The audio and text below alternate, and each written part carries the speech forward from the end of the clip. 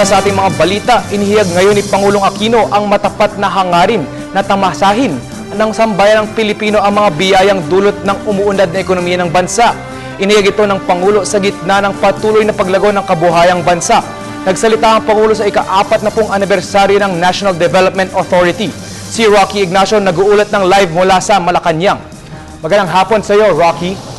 Yes, maraming salamat, Sandro. Nais nga ni Pangulo Aquino na tiyakin na walang maiiwanan sa pamilyang Pilipino sa mga biyaya dulot ng reforma ng bansa. Samantala, malugod naman Pangulo Aquino ang US Congressional Delegation na nag-courtesy call sa kanya sa Malacanang ngayong araw.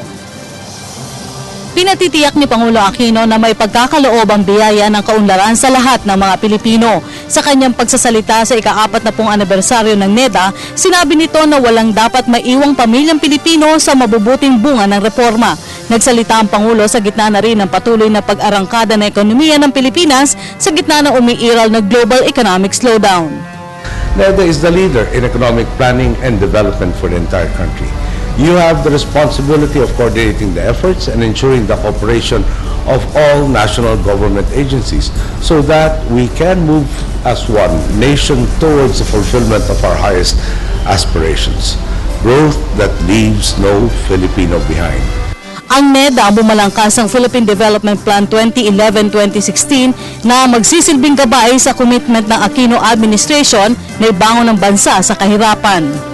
This is why we are continuing our efforts to level the playing field, to weed out corruption, and to step up our competitiveness in the global market. This is why we continue to human capital through education, health, and social services. This is why we have identified key sectors for growth, including the three already mentioned, and have put in place initiatives that will facilitate their growth. We have much left to do, and NEDA will become an even more important partner in the years ahead. If you want to be sure that our efforts will yield the best results, our next moves must be calculated.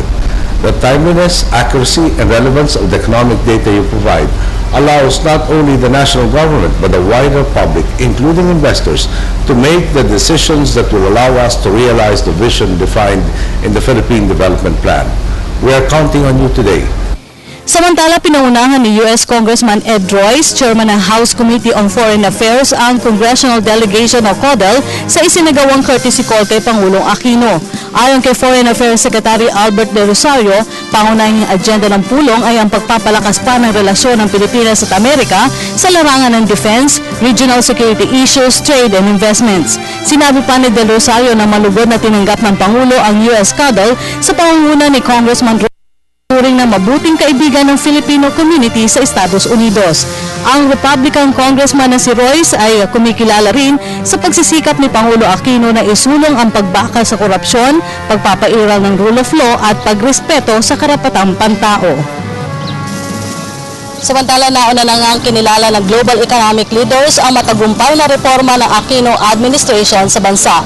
At yan po ang ating pag-uulat mula sa Malacanang sa tulong ng RTVM. Ako po si Rocky Ignacio para sa Telebisyon ng Bayan.